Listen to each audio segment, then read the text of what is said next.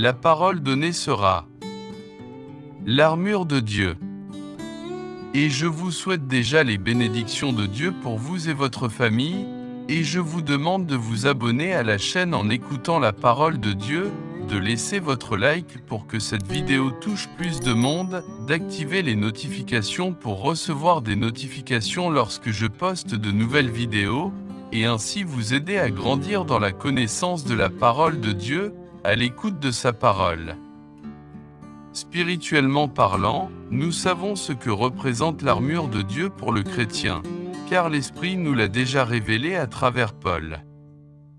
Un facteur très important est de comprendre que cette armure vient de Dieu et non de l'homme et doit être portée dans son ensemble, sans en omettre aucune, car la parole nous exhorte à revêtir toute l'armure de Dieu, Éphésiens 6:11. Il est également important pour nous de comprendre ce que nous gagnons et dans quel sens nous sommes protégés en obéissant au Seigneur, revêtant son armure. Nous avons besoin de la couverture de toute l'armure de Dieu, tout comme un soldat romain à l'époque de Paul devait s'armer pour la bataille, aucune partie ou membre du corps ne pouvait être laissé à découvert. Cette armure était un ensemble d'armes métalliques qui protégeait le corps des guerriers. La ceinture de la vérité. 1-2, Psaume 90 et 1-4, Proverbe 12-17, et Jean 8-32, Romains 2, Éphésiens 4-15, 1 Jean 2-4. La ceinture est une ceinture large, généralement en cuir, à laquelle sont accrochées des armes ou des outils. La ceinture est aussi un symbole de protection, protège les parties vitales. Dans la lutte contre les ténèbres, si nous ne sommes pas saints de la vérité, il nous manque une partie essentielle de l'armure. Et si nous ne disons pas et ne vivons pas la vérité, nous sommes stériles, infructueux pour le Seigneur, Jean 15, émoticône, n'en croyant pas ses yeux. Le bracelet de la justice. Genèse 18-19, Psaume 45-7, Éphésiens 4-24, Apocalypse 19-8. La cuirasse est une armure défensive qui couvre la poitrine et le dos, où se trouvent les organes vitaux. L'homme dont les pratiques sont guidées par la justice est une personne intègre dans sa conduite. Quand la parole parle de justice, elle parle de la justice en fait de la justice de Dieu, car la justice humaine n'est rien d'autre que des haillons souillés, Isaïe 64:6. Les chaussures pour la préparation de l'évangile de la paix. Mettez des chaussures qui peuvent vous faire marcher rapidement pendant que vous prêchez la bonne nouvelle de la paix avec Dieu, BV. Isaïe 52:7, Isaïe 9. Si l'évangile de la paix est l'évangile du royaume, c'est-à-dire la proclamation du règne du Christ. Votre Dieu règne, est le message. Cet évangile est de paix parce que lorsque nous nous soumettons au gouvernement de Christ, le gouvernement augmente en nous, nous avons la paix de Christ gouvernant nos cœurs. Les pieds sont la base du corps, ils assurent la subsistance et conduisent le corps à sa destination. Notre marche. Bousculer vos pieds avec la préparation de l'évangile de paix représente le go de Jésus. Mais pas seulement cela, cela signifie que nous devons aller préparer, former à l'évangile du royaume, sans pervertir l'évangile de Christ, en y marchant, dans la sainteté de vie, Matthieu 28-18-20, Galates 1-6-7, 11. Le bouclier de la foi. L'imitation est notre incapacité, et donc, notre confiance en Dieu, qui peut tout. De plus, la foi nous protège des traits enflammés du malin, nous justifie, Romains 5:1, plaît à Dieu, Hébreux 11:6, le juste en vie, Hébreux 10:38, s'exprime par les œuvres, le fruit révèle l'arbre, Jacques 2:17. Rappelons qu'en champ ouvert, les soldats sont mieux protégés des fléchettes enflammées lancées par l'ennemi, lorsqu'ils s'unissent pour faire ressembler leurs différents boucliers. Lorsque nous sommes ensemble, notre foi est augmentée, nous ne sommes donc pas si facilement joignables. Le casque du salut. Le casque protège la tête. Dans la tête se trouve le cerveau, une autre partie vitale du corps. Dans le cerveau se trouve ce que nous appelons l'esprit ou les pensées. Le casque du salut protège nos esprits des mensonges du diable et des influences du monde, Romains 12:2, Isaïe 78, 2 Chroniques 6:41, Psaume 132:16. Dieu de l'esprit. La parole de Dieu, la Bible, est très importante dans cette guerre. L'ennemi, Psaume 107:20, et aussi parce que nous risquons la mort quand nous ne la connaissons pas ou la rejetons. La prédication de la parole engendre aussi la foi dans nos cœurs, Romains 10:17, est fidèle et digne de toute acceptation, 1 Timothée 4:9, doit abonder en nous, Colossiens 3:16, être bien géré, 2 Timothée 2:15, et prêcher à temps et à contre-temps, 2 Timothée 4:2.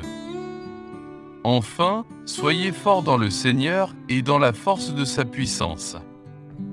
Revêtez toute l'armure de Dieu. Pourquoi avons-nous cette direction de l'Esprit de Dieu? Parce que nous sommes en guerre et que nos ennemis ne sont pas charnels, mais spirituels et très puissants. Nous sommes dans un combat, au milieu d'une guerre, une somme de bataille. Et nos ennemis ne sont pas des personnes, ce ne sont pas nos voisins, nos collègues, ceux qui se dressent sur notre chemin, encore moins nos frères en Christ. Certainement cela doit être très clair, bien que marchant dans la chair, nous ne militons pas selon la chair. Parce que les armes de notre combat ne sont pas charnelles, mais puissantes en Dieu pour renverser des forteresses, renverser des arguments et toutes choses élevées qui s'élèvent contre la connaissance de Dieu, et ramener toute pensée captive à l'obéissance de Christ, 2 Corinthiens 10:3-3. 5. Nous ne pouvons lutter contre cette bande d'ennemis n'importe comment, ni avec aucune arme, ni utiliser une armure humaine, 1 Psaume 17:38-40. En Actes 19:13-16, on voit que l'autorité déléguée par Jésus, Luc 10:19, est stricte à ses disciples, à ceux qui vivent sous sa seigneurie, à ceux qui marchent avec lui et sont envoyés par lui, Marc 3:13-14. Il n'y a pas de pouvoir magique dans les mots « au nom de Jésus », il y a de la puissance dans le sang de Jésus. Il y a du pouvoir, oui, au nom de Jésus, mais surtout en sa personne. Si nous sommes en lui, lui agissant par nous, et nous sous son autorité.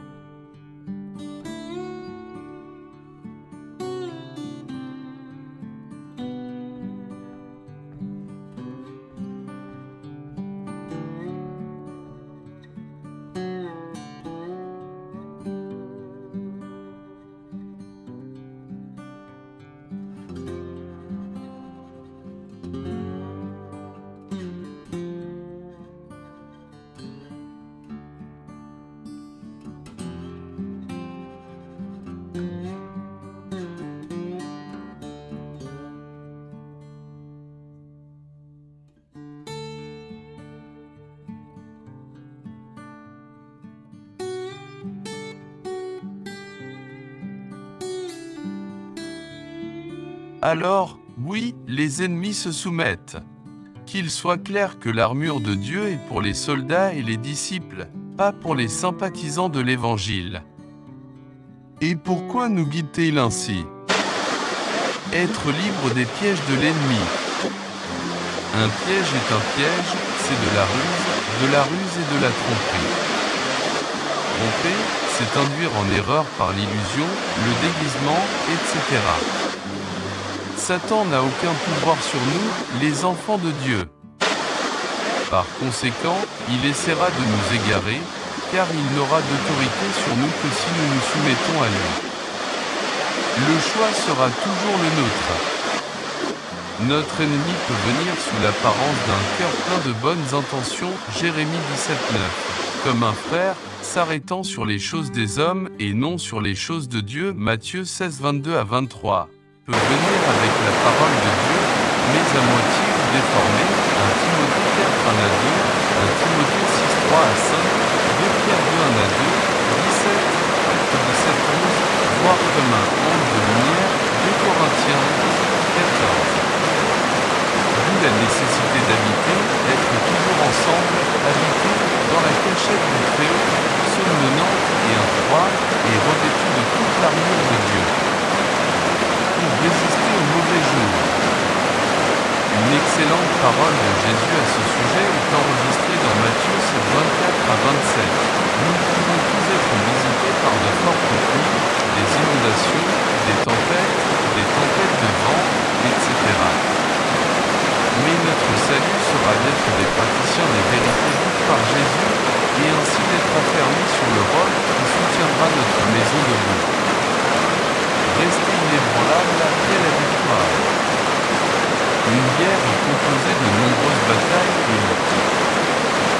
Revêtus de l'armure complète de Dieu, chaque fois que nous gagnerons une bataille, nous serons constants et abonderons encore dans l'œuvre du Seigneur, sachant qu'en lui, notre travail n'est pas vain.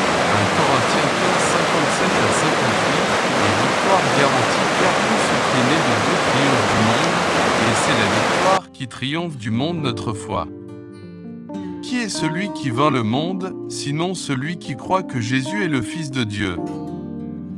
1 Jean 5, 4 à 5. Jusqu'à la prochaine bataille.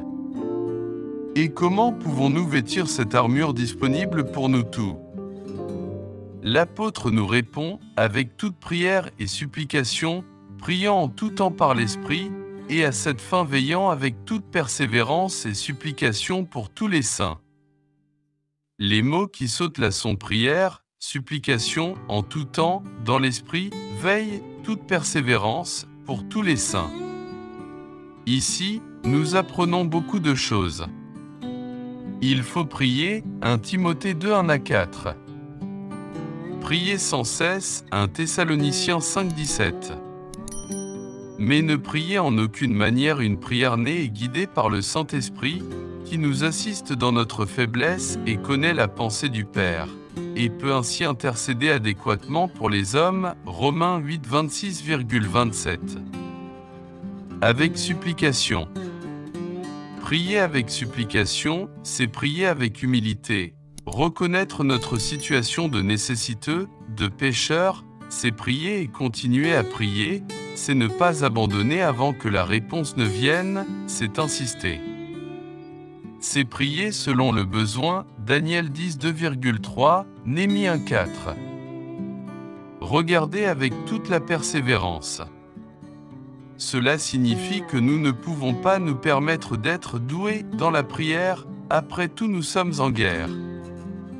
C'est plus ou moins prier avec un œil ouvert. Et là encore nous voyons l'exhortation à ne pas baisser les bras, à prier jusqu'au bout, Acte 14. Par tous les saints.